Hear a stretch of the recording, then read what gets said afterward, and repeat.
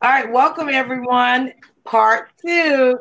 We were supposed to meet with Dr. Treva Brown last week, but I had this sinus stuff that's still going on, so bear with us. So we had a double exposure today. We had a wonderful dentist earlier at 4:30, and now we have a wonderful NASA scientist today. We're going to share this out, so give us a second as we share it to our watch parties and stuff.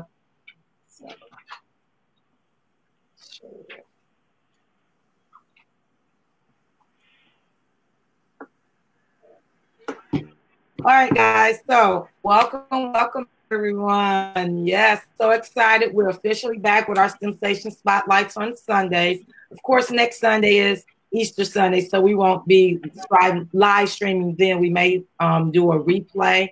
But we just want to welcome you guys all here for this wonderful, wonderful STEMsation Spotlight. I am, and let me get my agenda up so you guys can know who we're talking with today. Yes. All right. I am Nikisha Washington, the CEO and founder of Knowledge Innate Enterprises. What we're doing is we're inspiring and encouraging young girls to have confidence, character, and class as they become our future leaders. We're encouraging them to become our future STEM leaders, but we just really want them to be our future leaders.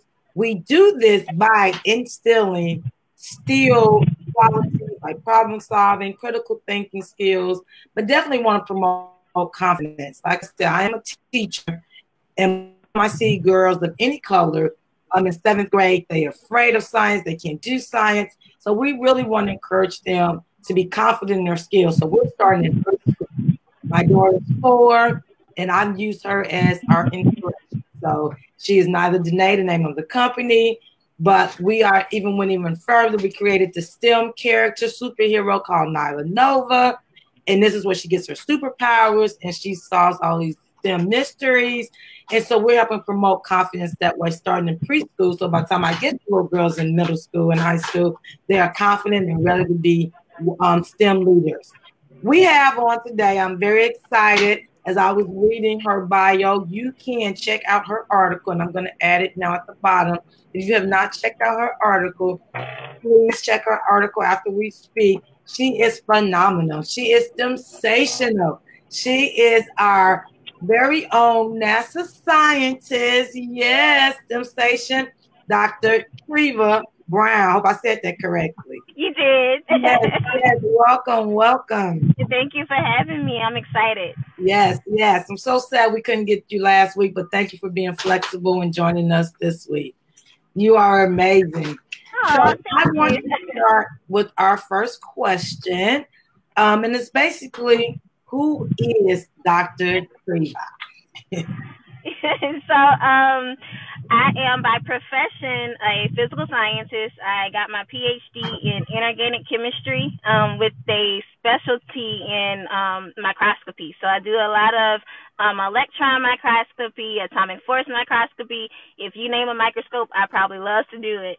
But outside of the science person, I love to dance. So I do Zumba in my spare time and ballet. And anything crafty because I love jewelry. You can't tell right now because I've been running all day, but I love jewelry and I love making jewelry. Yeah, and I'm just, a real, a person that just loves to give back to the community, and so I do a lot of community events as well. But yeah, so that's me in a nutshell. All right, and I just want to welcome, we have Diana Walker. She says, hi, Dr. Brown. Yeah, hi, Diana. And I just want our viewers to know that they can ask questions, they can say hi. We want it to be interactive as possible, so you guys feel free to come on in and join the conversation. Yes. I did love that you said you love to dance, and so my first question is, even though I kind of know because I cheated, I read the article. Right. How did you end up doing? And it was so fun when you were saying all the stuff that you do. You were using a lot of big words. I said, we're going to have to break that down. But then anything dealing with a microscope, I said, they'll know that. They'll know that. Right. Why did you choose the current career that you're in, and what led up to that? So I'll be honest, I always tell people that this career chose me because I did not know what I wanted to do growing up. As we're kids, we always kind of flop back and forth from either we want to be this to we want to be that. So I went from wanting to be a lawyer to wanting to be a teacher to wanting to be a doctor, and I'm just like, I didn't know. So by the time I got to high school, it was getting there. I knew I was going to college, but I didn't know what I wanted to go to college for. So one of my physics teachers actually told me about STEM and that there was money in STEM, and then also that there was very few females in STEM and also very few minorities in STEM. So I had those double minorities working for me. So at that time, I loved to dance. So I was still doing ballet with Miss Sharon Matthews, and so I was so, I was like, you know what? Yeah, I can go to Juilliard or wherever and, just pursue my ballet career. But it took actually in my senior year, I got an injury off stage. I turned off stage and I dislocated one of my knees, and I was like, oh, I need something to fall back on, right? So I gave that, what my physics teacher was telling me, I gave that a thought. And, and my parents always instilled in me that I was going to Louisiana State University, so I knew I was going there. I just didn't know where exactly I was going, what I was going into. So I thought about, STEM, what my physics teacher, Miss Kyle, told me about. And honestly, I looked online at the LSU website because I knew that's where I was going, based on my parents. And I found a scholarship program that was, geared towards minorities in STEM. And honestly, once I got into that program, the rest was history. The guy that led it, African-American male, emeritus professor, and he told me that he saw something in me that reminded him of himself, and, God just took me along that path, and the rest is history. That's awesome. That's awesome. Now, tell me a little bit about what you went to school for, and then what's your official title, and kind of what do you do in layman's terms now? So elementary terms is like a college. I was like, I don't know all them words. So. Right. So I went to undergraduate for my chemistry degree. So I have a bachelor's in chemistry. Then I went to the University of New Orleans on a fellowship. And basically a fellowship is where you get paid to go to school, which is, you can't beat that, right? No. So went to University of New Orleans on a fellowship and pursued my PhD in chemistry. And the research advisor that I worked with, his specialty was in inorganic chemistry. So I always tell people that inorganic is everything that is not living. So when you think about organic chemistry, organic is everything with oxygen and everything that helps you to live, and inorganic is everything outside of that. So when you think about materials, anything that goes into making something is what I specialize in. And to be more specific, I specialize in nanomaterials, which is why I needed the microscopy or the microscopes. So with the microscopy, so for layman's terms, the electron microscopes, electrons are these highly charged particles. And so what we do with electron microscopy is we focus these highly charged particles into a defined little tube, if you will. And basically, you have all of these apertures and condensers, and all of these are basically just lenses that redirect the energies to where you need them to go. And they actually emit through a sample, and basically the emission of those electrons, they cause other electrons. I'm not going to go into that because you can talk about Auger electrons, backscatter electrons. I can give you a whole science lesson right now. But basically they cause the different energies of the electrons to feed back into the atmosphere, and that allows us as scientists to study the materials at hand. So there's two different kinds of electron microscopes. We have a scanning electron, where the name says it itself. You just scan across the sample, and then you have a transmission electron, and hence transmission, you transmit through a sample, so you can actually see within materials, which is what I specialized in graduate school. And then you also have atomic force microscopy, which is like a 3D representation of a small material. So it fills across the surface almost like a pen to paper. So I also utilize regular microscopes, that, in biology class, you look through the regular microscope to, see different cells and things. Right. And then there's also There's also oil immersion microscopy, which basically you can see down to about 100 magnification with oil. And then you also have fluorescence microscopy, which you basically put a dye on a sample, and then you're able to fluoresce that dye to see different things in the cell depending on what you're looking for. So again, I could give you everything that you might want to know about microscopy. My IQ went up several points just talking to you. Now, I try. How did you get to NASA? How did you tell me that? So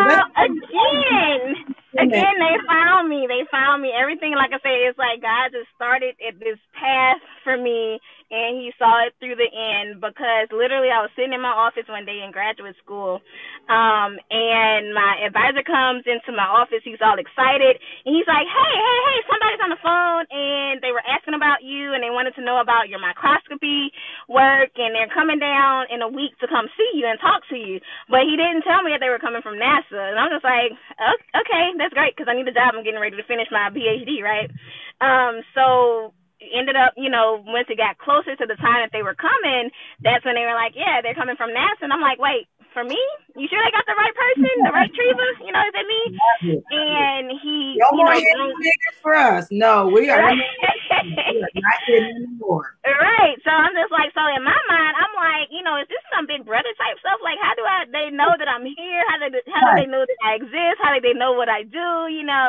And so about 2 days before they came, my professor really helped me in grooming, basically what I was researching, basically helping me groom it to what I could do for them based on what it is that they were studying. So the guy came out, my colleague Jason Lee, and I mean, we hit it off like that. And I basically got super, creative and was like, look, this is what I can make my microscopes do for you. I hope that, I fit what it is that you're looking for. And I will honestly say, I think just with personality, character, and then being able to utilize the tools that you have in front of you and being creative and figuring out how that can make someone else's work better, or how you can help someone else with what it is that you're an expertise at. I think all of those things helps in them being like, okay, we want to set you up for a site visit. So they set me up for a site visit, and y'all, when I tell y'all, I thought I was a kid in the candy store driving through that. I'm like, oh my gosh, oh my goodness, I can't believe I'm here. Let me pinch myself. Like, is this real? I know, going live. Just in case, like it's right, exactly. So it was amazing. The whole feel. You know how you get that feeling where just something just feels right. Yeah. Like that was the feeling that I got. And I mean, I left there, and within maybe 2 weeks or so, they emailed me back and said that they wanted to offer me the position, and I gladly accepted with no hesitation. Because all that good stuff. Right, because I'm like, this is a little black girl from the hood, and I'm going to NASA. Like, I'm not only doing it for me, but I'm doing it for my community as well, because, again, I want to be that person that, can show other young girls that, probably came from the same background as me, that, yes, you can, too, do this as well. I started the whole STEMsation Spotlight, and I just love that you said, like, for the little girls in the hood, so they can look and say, hey, I can do that. I can do that. Right. They don't see enough of it. Like, we've been hidden for so long. Like, it's just now taking movies like Hidden Figures so that we can see that there were Black women in NASA that were making decisions that were very valuable to the, to the organization. Yes, we are not hidden anymore. And I love that you said that. That's kind of why I wanted to do this and have a place where girls can log on and say, oh, she's NASA scientist. Oh, she's this. And then be able to connect with you and ask you questions or say, how do I get a fellows? Or how do I? Exactly. Because people don't understand there's money out there. And especially people would, and like I said, they found you. You like, so when you're good at what you do and you put a good vibe out there, it's going to come back to you tenfold. So I love that about you. So thank you. What do you like most about your career? Like, this fabulous, exciting thing you have going on. So to be honest, and this might be like it might, kind of play into how my personality is. I love like going to schools and being able to talk to them and saying, "Hey, I'm a scientist. This is what I do."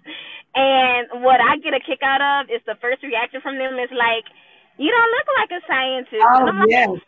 I'm I like, what? know. Like, how is a Yes. scientist supposed to look? Yes. And they're like, not like you. Yes. So, I guess just that high that I get off of knowing that, I'm, one of, many of us that are trying to get out here and break that stereotype of what a scientist is supposed to look like. Yes. Because I like to dress up. I like to get my nails done. Yes. I love jewelry. So, it's just to hear them say, I see this scientist and she doesn't look like a regular scientist, and it's like, yeah, this is what I'm trying to do. I'm trying to break that stereotype. So that way, they know that, you can still be yourself. And that's one of the things that I try to iterate a lot, because coming through school, and this is probably something that we'll get to throughout the interview, I always got, maybe if you didn't take so much time, on your looks, or if you didn't take so much time on getting your hair done, or this, that, and the other, you could focus more on your studies. Well, that has nothing to do with it. No. I like looking the way that I like to look. I am a woman and I like our appearance and everything. Right. So I'm like, I like looking the way I like to look. And let me tell you, like, my hairdresser could tell you when I was living back in Baton Rouge, Louisiana, that I would be there with my books under the hairdryer studying. Right. So, so just that, nostalgia of being like, okay, I'm being that person that's breaking the stereotype. And then two, just being, that, I guess what's the word I'm looking for, that inspiration to students, to show them that, yes, you can do whatever it is that you put your mind to. No, you don't have to be a scientist, but whatever it is that you think you want to do, then do it. Because when I got into my mind that, okay, yeah, I'm going to be a scientist, no matter what the naysayer said, I still was able to pull it off. And now I'm here. I'm a physical scientist at NASA. So, I like being an inspiration that, yeah, you can do it too. And no, you don't have to be this boring scientist or whatever it is that you think you see in the books or the TV or whatever. You can do whatever it is that you set out to be, and do it how you want to do it, and look however you want to look while you're doing it, and be fabulous too, honey. Yes. That's kind of how I came up with the term, because just to piggyback off what you said, I'm a science teacher and I've done middle school, high school. But every time I would come in and they were like, even like you're a science teacher, I have my lashes, hair done. If I got my folk locks now, and they're like, and I would have my lab coat on, and I got the tie-dye lab coat, still wearing my heels, doing I was like, I'm still a woman, I'm still me. And I think that's what I enjoy too, is that the girls that look like me are like, oh, well, I don't have to not act smart, because I have these girls now that they don't want to act smart because they don't want to look like a nerd or something. I said, no, that's what a smart girl looks like, taking care of her business, doing what she needs to do, being STEMsation. So they come to class, want to do their work. They're telling them their work because they're like, oh, I can do this. I don't have to hide behind, no, scientists or whatnot. And it's so funny. My daughter, who, like I said, is the science character, she's like, am I going to be Nala Nova today? Am I going to be a scientist? I said, you're a scientist every day. She's like, I know, but I love when I put my coat on. Like, she gets excited about putting her coat on, her goggles. And so hers are blinged out, and she's learning this at 4 years old. So this is something I want for others. So just hearing you say that, I'm like, yes, I'm on the right path. Like, we need more of this. So that's awesome. Now, I know you're at NASA and it's exciting, but the next question is, what is the most difficult part about your job, or what would you change about your career, or anything in your journey? Just some things that you will say, like, I love this about, but this making, how can I change this, or something that I don't like about my career or my journey so far? So what would I change about my career? Yeah, or like something that you dislike, or something that you wish, like over time would become better. So of course, the lack of females in the discipline. And one of the things that I would say with that is that I feel that some of us feel like we're competition to one another within the sciences. And I wish we could just break that that stigma, because it's like we're not competition. Yes, we are far and few, but I feel like we don't have to outdo one another to be able to, you know, do what it is that we're supposed to be doing, you know, science wise, right? Right. So that would be one thing, you know, definitely breaking that, you know, oh, you know, she might be out to get, you know, the position that I'm in because, you know, if she, you know, they brought in this person or that person to do what I'm doing and she's a female too, then I got to watch out for my job, which that's not the case, you know, because we're all each individually specialized in each and every little thing that we do. And I also, back to my outreach, the love for outreach, I wish that we would get out of the lab more and interact with just the communities as a whole, because we get so caught up in our work or, you know, being in the lab that, to me, sometimes we honestly forget that, you know, we were those students, you know, that we're trying to figure out, you know, like, well, what do we actually do if you know, if you go to NASA, is everybody, you know, an astronaut? Is everybody into like space science? Exactly. It's what I thought, you know. So I was like, when, you know, they were coming for me, I'm like, I don't do science like that, you know what I mean? You know, I wish that we would be able to get out more, and, you know, be able to interact with people, which is why I love doing what I do. I find opportunity possible to get involved with the community, or finding every opportunity to be like, hey, you know, I want to visit a school. Like, I make it a point to be able to visit a school and do some outreach, or visit a community activity and be able to do that outreach, because it's something that I want to see grow within just the scientific community in itself. So those would have to be like the two biggest things that I would, you know, say I would have to quote unquote change about my career. And I just want to go back about what you said about female unity. I don't know. It's not even just in the science world. It's just females in general. I always say we are so much more powerful together. Then why are we fighting against each other? We link up, we can take over the world. Females, like Beyonce said, we run the world. So girls, but we are, like you said, when we see other females or just different things, that competitive nature starts. And why? Like, hey, girl, I can help you do this. You help me do this. And especially when it's so few of us in the science and technology, engineering, or math, you know, careers, or if you do, you know, just like we need to band together and decide that we're going to work together instead of fighting against each other, because they're, you know, that's not good, and we will be so much more powerful together. So that's awesome. Also what you said about really getting out and letting, and that's why I love this interview, that they can see a physical scientist that works for NASA. Because like you said, when people think of NASA, I was like, oh, NASA, she'll astronaut. Oh, that's this. But some people in NASA, I was like, you going to Mars, girl? You're like, nah, girl, they ain't got my hairdresser up there. My hairstylist can't come up there, so I can't be up there that long. But just knowing the truth, right, helping those that want to go and for us to learn more about it by you doing the work that you do. So I think that's awesome. So thank you for that. You kind of touched on this. Being a woman of color in STEM, being STEMsational, like you said, have your hair done. Because I know, like, it's so funny when I go to work, because I change my hair often. And so, you know, the other teachers are looking at me like, and when I cut it, like have a wig and it's cut and it's blonde, they're like, they don't know what to say, so they don't know how to take you. And they're like, well, it's cute. Did you cut your hair? No, I didn't. You know, you don't know how to have that conversation. So how did you come back to the stigma of being a woman of color in STEM? Like, what do you know, how do you overcome those, you know, probably side eyes and those questions that they may ask you? Right. Well, I think my skin is pretty tough just because of, you know, the neighborhood that I come from, that I grew up in, and then just coming through a public white institution, just that even further had to toughen my skin.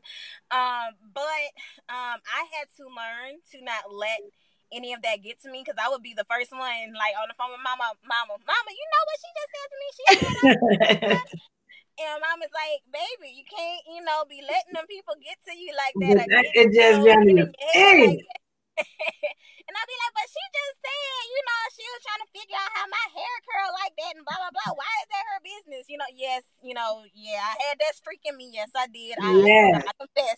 And we still from the hood now. Right. Right. But, you know, now, you know, that I'm, you know, a little bit older and a little bit more mature, I laugh it off. if it's something like that, I would say if it's something like, girl, you can change your hair up or whatever, Right. I'll let it off. Because it's comical, and sometimes they're honestly genuinely trying to figure it out. Now, and sometimes you can get someone that might say something that might be racially motivated, or they might say it and not even know that they're saying anything to be, that's something that might, affect you, that you're like, well, why are you saying something like that to me? Or you have no place to say anything like that to me. And you can either address it and educate them Right. on, well, you just said, and I can't come up with an example off my head right now, but Right. We understand what you're saying. right, like you could be like, but I feel this way about it, and maybe if we can't joke that way, that would be great or something like that. Or if they say, like, I feel like people go to the extent that you allow them to go. So if you start off playing with them like that, and they're like, oh girl, I see you then blah blah blah, and you don't say nothing about it, they gonna keep it going. People treat you how you allow them to. So if you, like you said, you don't check them right away. Right. But if you stop them before it gets any worse, or if they start getting a little too comfortable, then they know the extent of which to do it. But I will say, and I mean, I'm really fresh in my career, that most professionals within STEM, they kind of know and understand the boundaries that they have. Okay. But I would say, like, one of my colleagues, and I know he's just a funny guy. Like, he'll tell me, like, all the time, because I do change my hair a lot, just like you. He'll be, I feel like I have a new colleague every day. But I think that's funny. I think that's hilarious, because I know what he's referring to. But he's, I know that it's coming from a comical, genuine place with him. Right. I'm not trying to say anything out of the ordinary. But I'll recant and go back to when I was in undergrad.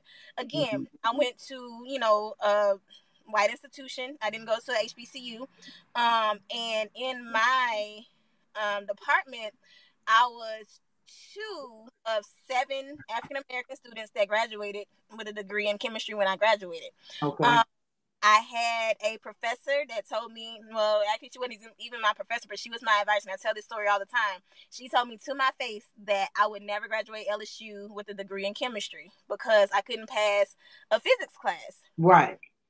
She didn't give me the opportunity to try to figure out what I could do to, well, she didn't give me any options of help. She didn't give me other opportunity other than I printed out 3 degree audits and choose one. And I'm like, wait, but you didn't even talk it out with me, right, like you just just gonna give up on me like that. Excuse me. So excuse me. So going through that, I was like, I learned to excuse me. Take your time. Getting good. I learned to have tough skin because I went to my professor, the one that I came into my scholarship program with, and he told me then and there. He said, well, I went to his office crying. I'm like, she told me I'm not gonna ever graduate in chemistry, from LSU, and this is my dream because my parents, are super dependent on me to graduate from LSU, blah blah. And he turns around and he's again an African American professor, and he says, first of all, why are you crying? I'm like, because this lady done shattered my dreams, right? And he's like, no, He said, now you did do the right thing and come and seek out help, from somebody that's probably been through this before. He said, but you don't ever let anybody take your joy away from you and let you see, see you cry. Right. And so I'm looking all confused. I'm like, but this lady didn't stole my joy. Like, right. What are you talking about? And he's like, we gonna help you get through this. You gonna get through this. He said, but whenever you face a problem like that, you just don't even worry about it. You just brush it off and be like, I'm gonna do whatever it is that I said I was gonna, do, whatever I set out to do. And he said, you did right, and come and seek out help. So I say in instances like that, you pick your battles. That one I didn't pick a battle directly with her, but I sought out help in order to get help from another African American person that probably went through the same thing as I did. Yeah. And there's been other instances where I've been told pretty much the same thing. Like, you're never going to do X, Y, Z. You're never going to do this. You're never going to do that. I think you can go back and be like, look at me now. Hey, look. I mean, you know, it's just, I don't know why some people could be so cruel. And then that person was your advisor. So that person was in a position that's supposed to be advising, supporting, encouraging. And they did none of that. And that's awful. I wish you would have reported her. Like, she should have been reported. But right. And, you know, being an undergrad, you know, it's my first time, you know, going through that. You know, my parents, they, you know, they never graduated from a 4-year university. So I really honestly didn't know how to deal with it. But I was thankful for the help that I had. So I always tell people, you know, you definitely need a support group. Because without that, you know, if I wouldn't have went in his office that day, I probably would have just been like, all right, I'm gonna pick this degree audit, and would have, you know, got out of chemistry. So you know, I would say that, you know, you are gonna have your different battles. Everybody is gonna be different. You might not have the same battles that I had, but you know, pick each battle wisely and seek out that support that you need to help you get through it. Or if you're on a job and let's say somebody's saying something out the way, then that's when your HR gets involved. Don't ever say anything that's gonna come back to you. Right, you go to HR. You like just like, I'll be back with some help. I'm not gonna lose my job for you. Right. And it's so funny. Our next question, our next point was tips and advice. So when you start giving them, I just hurry up and put the little thing underneath. You was giving all the tips. We can go past that. You and told us what to do. Go to HR. Document. I love it. Why are you crying? Don't ever let anyone take your joy away from you. Don't cry. You know, you know what you need to do. And sometimes it's so ironic that we need moments like that to push us, though.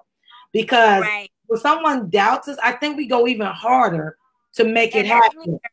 And it's like, oh, I'm not going to graduate. I'm going to go get this doctorate in it and then let you see. So it's like, you know, sometimes I think that'd be God a little bit too, just pushing us to say, hey, they doubting you. What you going to do about it? So that's awesome. All right. So Dr. Brown, what are your future goals? Now you're this big time NASA scientist. What will we see Dr. Brown in 5 to 10 years? Because we want to stay connected to you because, you know, you never know. You might be up there in space. I don't want space. She might be like Dr. Brown up in space. So I definitely want to know more about your future goals and where do you see yourself? So did you say 5 years? 5, 10 years, you know, just, I know you new into your, but where do you see yourself in the future? So to be honest, I honestly don't know. Hey, that's all right. Because like you said, you know, it's all new to me. I'm still pinching myself every day.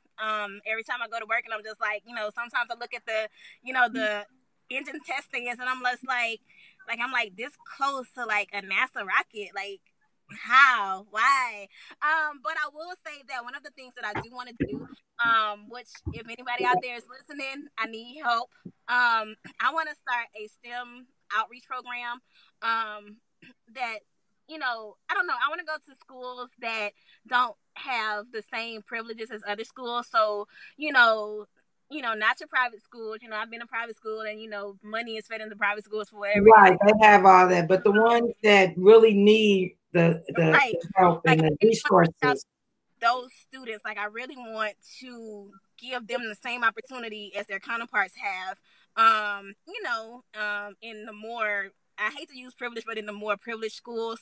So I really want to establish a program where, you know, me and maybe some of my other science buddies, or, you know, whomever that, you know, engages in what it is that I want to do, we can go into those schools and actually have like little demonstration days.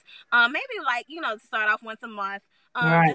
And it's okay, you like, whoever listens, I'm listening, because that's something I'm really trying to do too.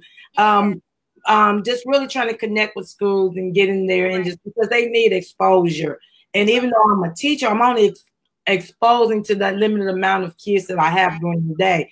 But and that's why the online community I'm trying to build up, just so people can see, like, hey, you have a daughter they're thinking about NASA or just thinking about science. Hey, log into YouTube, log into our Facebook page, look at them, let them here. We can connect you to that person and stuff too. So I think it's awesome. And that's why I'm trying to seek out more resources to help that become a reality for myself as well. So that's awesome. Yes. Let's make it happen, doctor.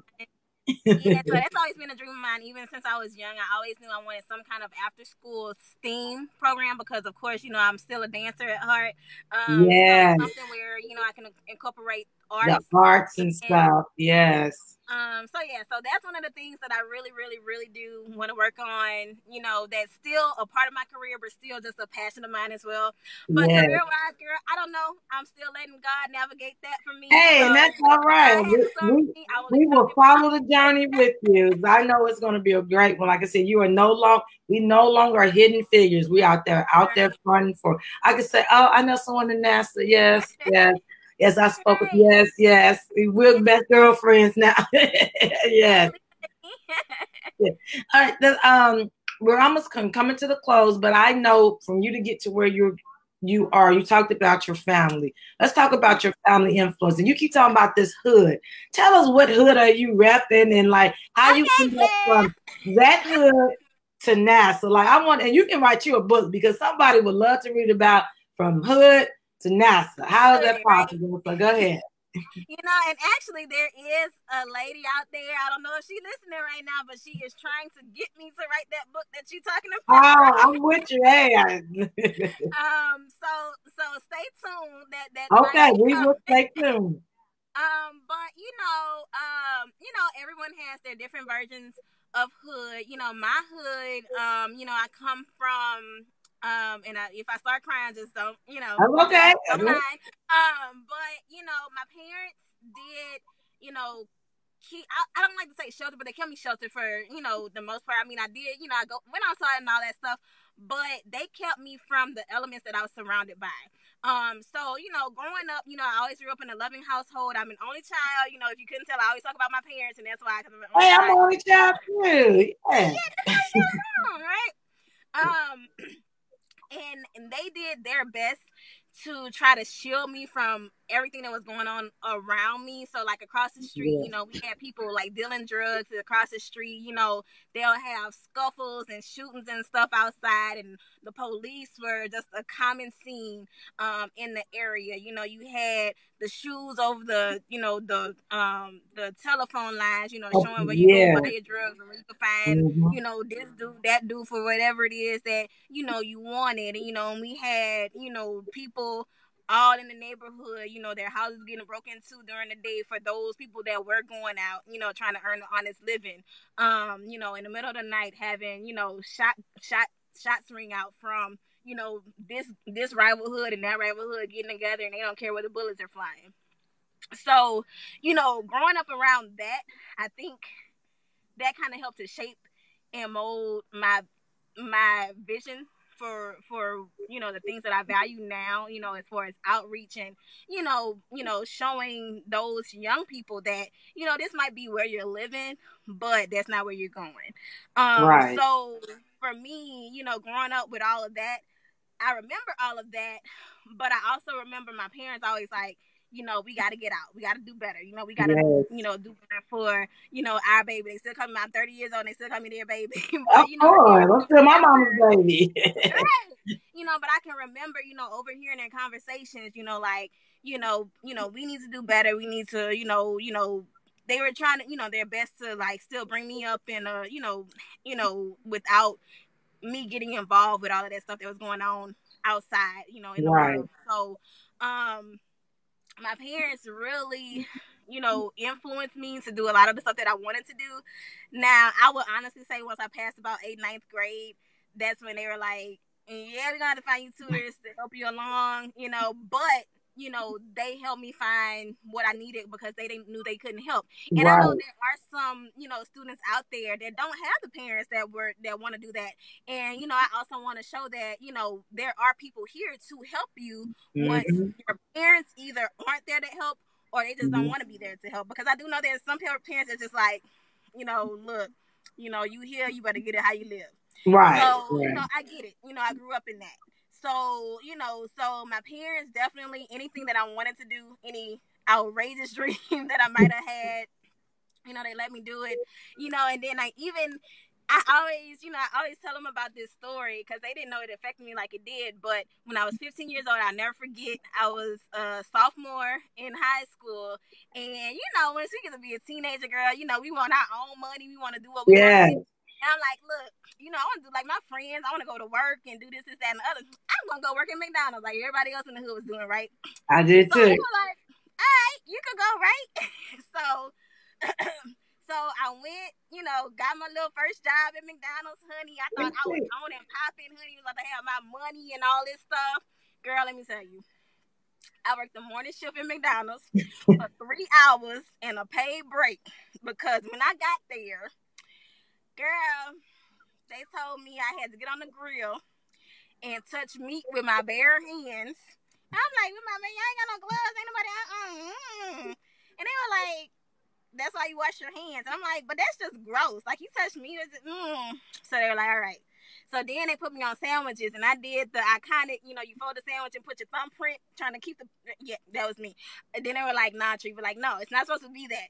So they took me off the sandwiches, and then they put me on the hotline where you had your grits and all this. Girl, let me tell you, going so fast, I burned my hand with grits to the point that I was like, oh no, I can't do this. Ma'am, I need something else. Wait, I got to stop you because I am laughing because that is my same story. My mama is, if you still up, can tell you. I probably did 2.5 days at McDonald's because the first day was like orientation and stuff. But they had me doing the fries and then the register too. So I'm trying to do the register and I don't know what to do. And I have to watch the fries. So the fries over there burning because the thing going off. I was like, oh no. And then where we were at, it was just like anybody was walking up, and I'm just used to being experienced. Like I was like, you kind of shelter experience of like everybody and anybody walking up asking stuff, and I was like, oh no, this is too close to the public. I was like, no, I quit. I was like, I'm okay, mama. I wait on my allowance. I don't really want to work. I'm sorry. I thought I was. I got the same McDonald's story. Yes. And look, and I called my mom because at 15 they have to give you an hour break or something like that. Yeah. I was on the phone with my parents, and my parents could hear it in my voice because literally when I hung up the phone with them, they were pulling up, baby, turn in your apron and this whatever else. Come on. When I tell you I made a 4.0 for my junior and my senior year. I was like salutatory in my class. I was like, education is my way out. I could not do it. I'm like, anybody who's doing it, I understand. That was just not for me. I was like, I couldn't do it. I was like, nope, sorry. Right. So I always tell that story to say that, I love the fact that my parents let me experience reality for myself, but they were always like, look, we wanted to give you a hands-on, so you can see if you want to act up and rebel and whatever else it is in your teen years that you're trying to do with us, this is your life.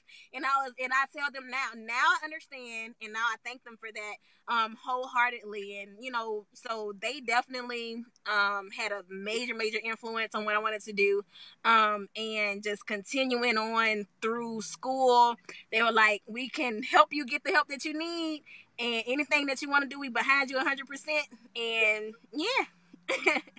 Well, that is awesome. I have really enjoyed this time with you. You are just like a beacon of light. Like, you could tell that God has definitely been blessing you and touched you. And like I just love that you said like he's in charge of your path. Like he's the one that's telling you what to do. And that's how NASA contact you. That's how, and it's so fun. You're the only child in the McDonald's stuff. Like I connect. Like, oh my goodness. But we definitely have to stay in touch. I definitely want to interview you again to talk more about how can we get into the schools and how can really show them that this is what a STEMsation looks like. And it's just not all about when you hear NASA, it's not all just about astronauts and going to space, with other things involved. So I just want to thank you. Shout out to your parents for being there and encouraging you at every step of the way and just allowing you to be you, whether it was dance or science or both.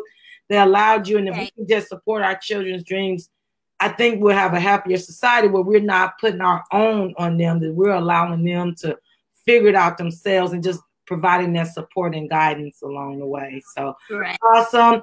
Diana Walker said you're doing great. She's been following the longest you've been talking. So just want to send a shout out to her. Thank you for viewing. Please share this recording with others. Please share the article. It's awesome. It's fabulous to hear how Dr. Treva Brown is one from the hood to NASA and beyond, because her story doesn't stop at NASA. There's so much more to her. And I loved it because if you looked at the article, I wanted to include so many of your pictures because you've done so much, but I was like, oh, we don't have plans. I don't want to get in trouble.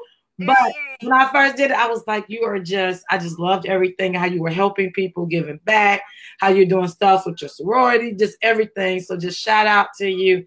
Thank you. Thank you for being here. Thank you guys for joining in. This has been a great Sunday STEMsation Spotlight. We had two wonderful individuals today. Please tune in. Next Sunday, we'll be doing a replay because it's Easter. Want you to spend time with your family. Plus, we'll be out at the Easter egg hunt supporting Nyla Nova and her book.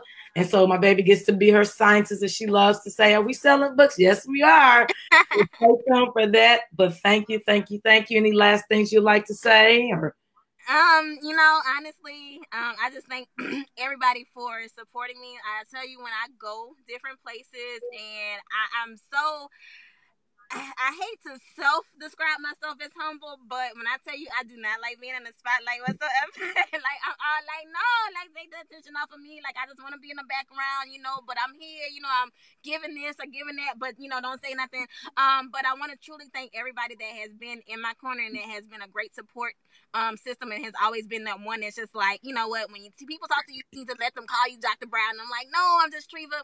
No, you aren't that doctor. You are Dr. Brown, Dr. Treva, one or two. You doctor. Thank you. So I just want to thank everybody that is continuing to be my, catalyst to continue on doing everything that I want to do. I also like to thank you and little Miss Nyla for yes. putting out that outlet for us. It's like you say, as these hidden figures that are out here for exposing us and bringing us to the limelight, because we need more things out there like that. I tell people all the time, social media is the way of the future, whether you like it or not. That's one of the things that I try to do with my platform. I try to, put some interesting stuff out there about myself, about what I do, about the science that I do, about everything else that I do. So social media is definitely evolving in terms of STEM and getting people involved in STEM. But, outside of that, to any young people that might be watching, never let anybody say what you can't do. Be yourself, be bold, be fabulous about it, and continue on doing you. Yes. Awesome. Well, thank you guys. Thank you for tuning in.